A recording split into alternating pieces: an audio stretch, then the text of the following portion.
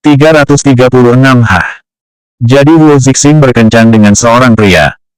Huo Zixing dengan hangat mempersilahkan Yan Jingyi masuk ke dalam ruangan. Kakak. Begitu dia membuka mulut, Yan Jingyi langsung menatap tajam padanya. Huo Zixing pun segera meralat panggilannya. Kak Jin, duduklah. Kak Jin mau minum apa? Anggur merah. Huo Zixing segera berdiri dan memesan keripik kentang lagi. Melihat Huo Zixing yang sibuk dengan Yan Jingyi, teman kecilnya langsung menatap tidak suka. Asing, siapa dia? Asing. Yan Jingyi mengangkat alisnya. Bahkan anggota keluarga Huo saja hanya memanggilnya putra ketiga, atau Zixing. Huo Zixing menuangkan minum untuk Yan Jingyi lalu duduk di antara keduanya. Dia adalah artis dari perusahaanku, juga kakak yang paling dihormati oleh adikku. Kita bisa memanggilnya Kak Jin. Huo Zixing pun mulai memperkenalkan Yan Jingyi lagi. Kak Jin, dia adalah Liang Fanfan, teman kecilku. Liang Fanfan. Namanya cukup unik. Liang Fanfan mendekati Huo Zixing. Asing, sepertinya dia tidak lebih tua dari kita, kenapa kamu memanggilnya kakak? Huo Zixing berusaha tenang lalu bicara dengan lirih, jika kamu tidak ingin mati muda, sebaiknya kamu mengikutiku memanggilnya kakak. Sorot mata Liang Fanfan tampak penuh penghinaan. Dia mendengus sambil mengangkat dagunya, dan menatap Yan Jingyi. Hei, berapa usiamu? Huo Zixing buru-buru mendorongnya. Aku menyuruhmu memanggilnya kakak, kamu mau mati, ya? Yan Jingyi menjawab acuh, matanya masih tertuju pada musik video yang ditayangkan di TV, 23 tahun. Ulang tahunnya memang sudah dekat. Baru 23. Liang Fanfan mencibir dingin, aku dan Asing sudah 27 tahun, yang benar kamu harus memanggil kami kakak. Tatapan Yan Jingyi langsung berpaling dari layar TV dan jatuh pada Liang Fanfan, kamu mimpi, iya. Apa maksudmu? Liang Fanfan dengan cepat bangkit.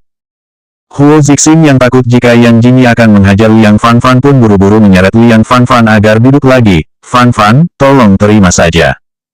Apa wanita ini kekasihmu? Tanya Liang Fanfan seraya menunjuk Yan Jingyi. Huo Zixing tersentak, lelucon apa itu? Kalau kamu sudah tidak mau hidup jangan bawa-bawa aku masih mau. Jangan bicara omong kosong. Liang Fanfan ini sedikit kekanakan. Yan Jingyi mulai tidak menyukainya. Teman macam apa yang dimiliki Huo Zixing sebenarnya, kenapa aneh sekali? Asing, sejak awal aku hanya ingin mengajakmu keluar. Tapi tiba-tiba kamu membawa seorang wanita, dan mengabaikanku demi dia. Sebenarnya siapa yang memiliki hubungan paling dekat denganmu, dan siapa yang paling penting di hatimu? Liang Fanfan, seorang pria dengan tinggi nyaris 1,8 meter sekarang tengah menanyai Huo Zixing layaknya seorang istri. Yan Jingyi meraih segenggam kuaci sambil menyaksikan keributan ini.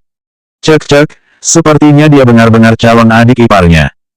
Jadi Huo Zixing berani bergonta-ganti kekasih hanya untuk menutupi bahwa dia gay. Astaga, meskipun dia berasal dari zaman kuno, tapi dia sangat berpikiran terbuka. Dia masih bisa menerima cinta pria manis ini. Sayangnya, adik iparnya, ini menyebalkan. Rasanya ingin sekali memukulnya.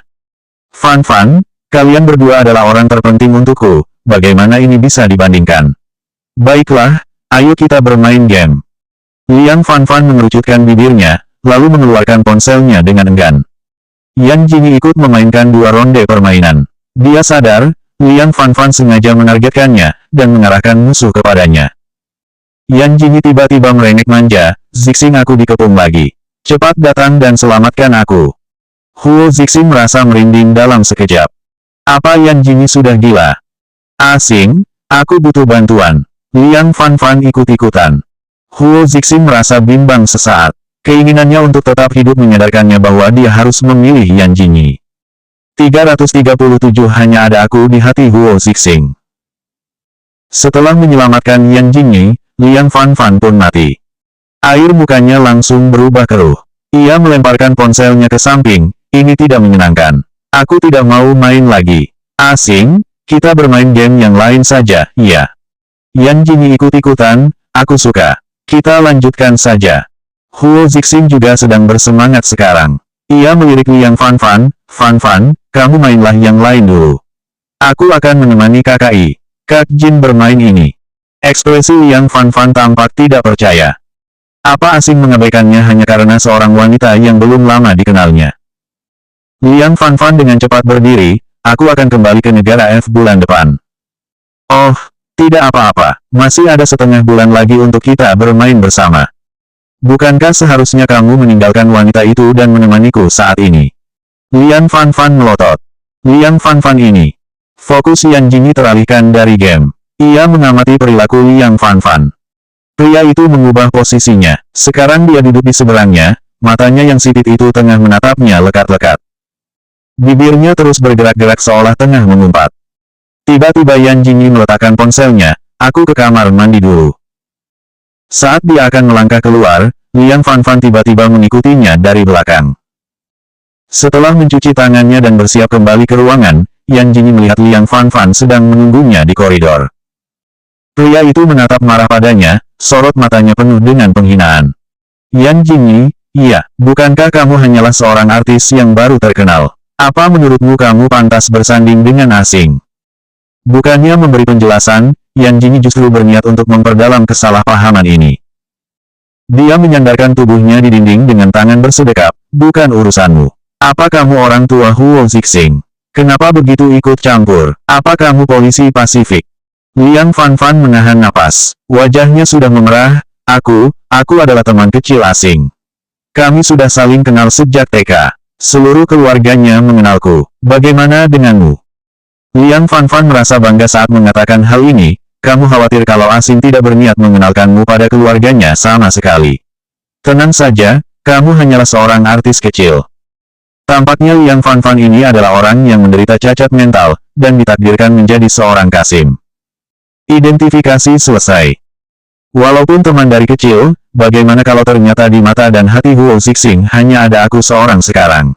Bagaimana kamu bisa menjatuhkanku? Jika aku memintanya ke timur, maka dia pasti tidak akan berani ke barat. Jika aku menyuruhnya memutuskan kontak denganmu, maka dia pasti mau tanpa protes apapun. Omong kosong.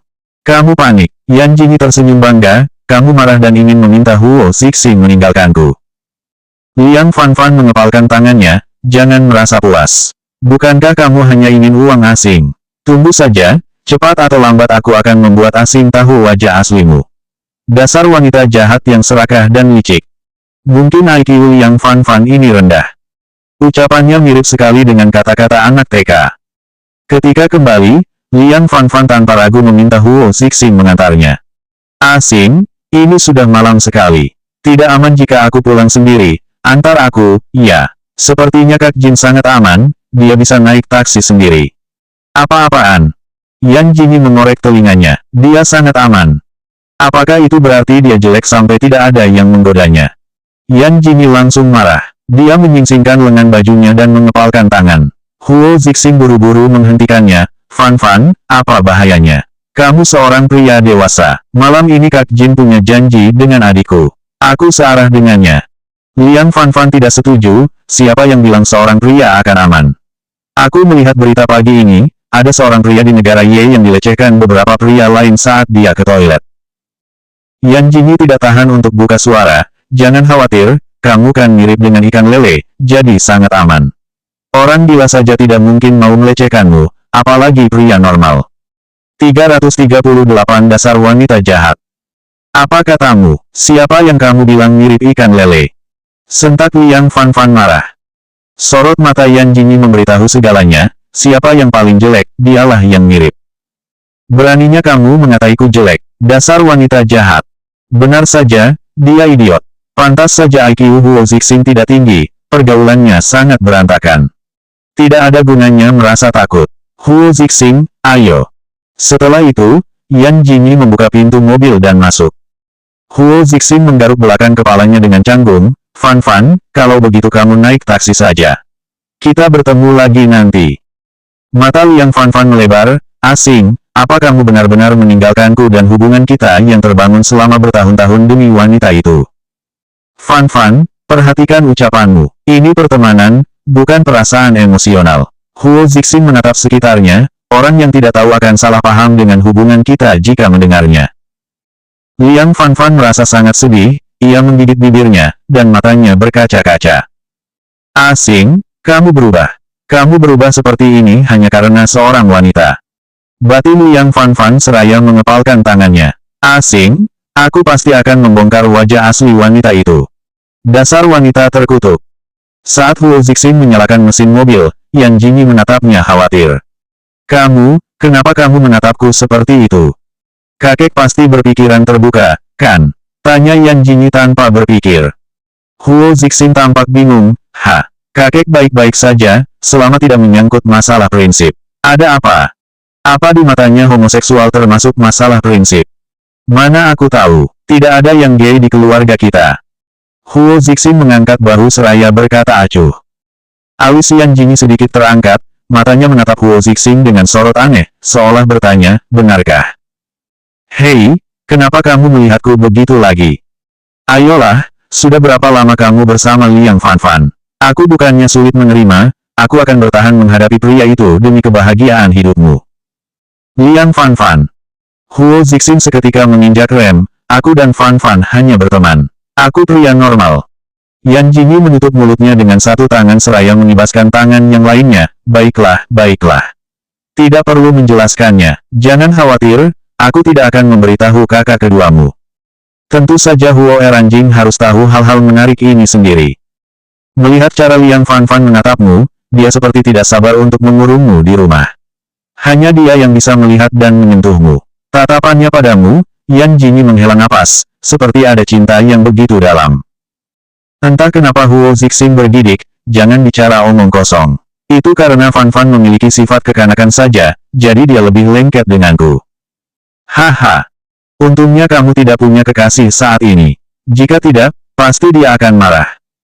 Setibanya di rumah, Yan Jingyi mandi dengan air hangat lebih dulu.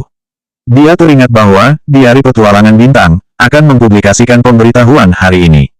Dia baru saja membuka Weibo untuk melihatnya. Ada 99 plus pesan pribadi yang masuk. Tiba-tiba dia menemukan avatar yang terlihat familiar di antara tumpukan pesan pribadi. Sebenarnya dia tidak familiar dengan avatarnya, melainkan dengan orangnya. Saat dia buka, ternyata benar itu Liang Fanfan. Liang Fanfan mengirimnya belasan pesan pribadi. Yan Jingyi, lebih baik kamu menjauh dari asing. Jangan membuatku menendangmu dari industri hiburan. Kamu adalah wanita jahat. Kamu sudah berhubungan dengan raja film itu, dan masih datang merayu asing. Kenapa? Kamu tidak berani menjawabku. Takut. Bersikaplah bijaksana dan cepat ucapkan selamat tinggal pada asing. Asing milikku. Kamu tidak bisa merebutnya dariku. Yan Jingyi mengangkat alisnya dan langsung memblokirnya. Gila. 339 dua orang dalam satu ruangan. Saat dia datang kembali ke lokasi syuting, Liuran tampak sedang mengambil adegan. Adegan itu tampak diambil di pintu masuk City Wall, sehingga ada banyak orang yang menonton. Jingyi, kamu sudah kembali. Ayo cepat ganti pakaian. Entah apa yang terjadi, kemampuan akting Liuran meningkat pesat 2 hari ini. Berikutnya adalah adeganmu dengannya. Manfaatkan kondisinya sekarang, ayo kita mulai. Ucap Chen Kei seraya menatap ke arah layar kamera. Kemampuan aktingnya meningkat. Yan Jingyi tidak tahan untuk tidak melihat Liuran. Adegan yang diambil hari ini adalah kembalinya Zhou Pingyun ke istana.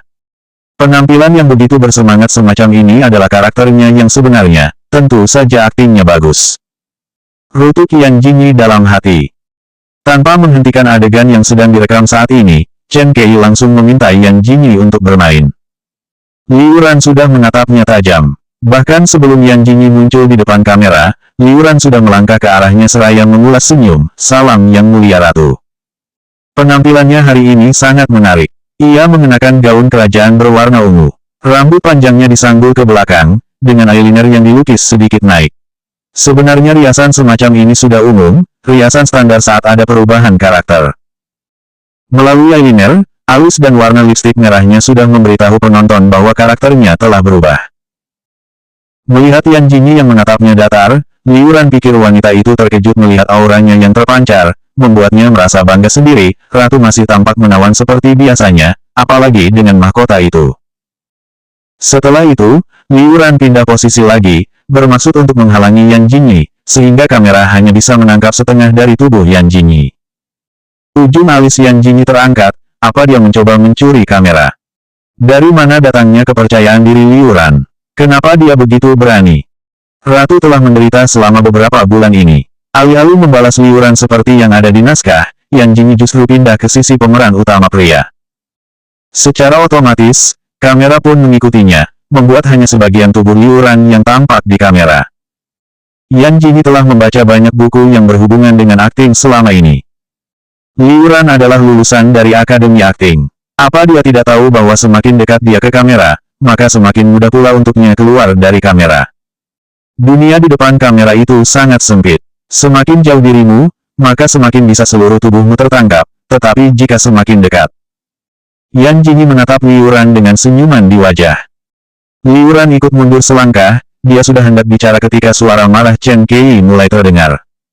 Liu Ran, ada apa denganmu? Aku baru saja mengujimu dan kamu sudah berada di atas angin. Bukankah gurumu pernah mengajarimu cara memposisikan diri di depan kamera dulu? Layarnya penuh dengan bagian belakang kepalamu. Kamu mau memamerkan betapa besarnya kepalamu. Liu Ran terpaku. Dia spontan berbalik, dan baru menyadari bahwa dia sudah hampir menabrak kamera. Tadi dia hanya melihat ke kamera depan, dan lupa bahwa ada kamera lain di belakang. Wajahnya sudah tampak keruh. Ia membungkuk kepada Chen Kei. Maafkan saya, sutradara Chen. Tadi saya terlalu menghayati akting saya dan mengabaikan kamera belakang. Apa gunanya berakting jika kamu tidak memperhatikan kamera? Kalau kamu ingin merekam dirimu sendiri, maka kamu bisa bermain sitkom yang hanya ada 2 orang dalam satu ruangan. Sepertinya suasana hati Chen Kei sedang buruk, emosinya cukup meledak-ledak. Mendengar hal ini, tanpa sadar Liu Ran mengepalkan tangannya, namun ekspresinya masih tetap polos. Di hadapan begitu banyak orang, Chen Kei tidak menghargainya sama sekali. Sutradara hebat apa? Saat dia menghadapi Zhuang Heng atau Tang Qing sebelumnya, dia masih membuat Chen Kei terlihat baik. 2 orang dalam satu ruangan. Yan Jingyi melirik payudara Liu Ran, sepertinya itu sangat cocok dengannya. Oke, perhatikan kamera. Lalu, apa kamu sangat membenci Yan Jingyi? Kamu adalah pemeran utama wanita, bukan pemeran pendukung yang jahat. Kamu tahu kan apa itu rendah hati? Kamu ingin pamer ke ratu karena baru diajak kembali ke istana oleh kaisar.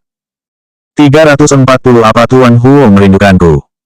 Apakah Yan Jingyi adalah musuh bebuyutannya? Jelas dia baik-baik saja selama Yan Jingyi pergi, namun begitu Jingyi kembali, dia mulai membuat kesalahan.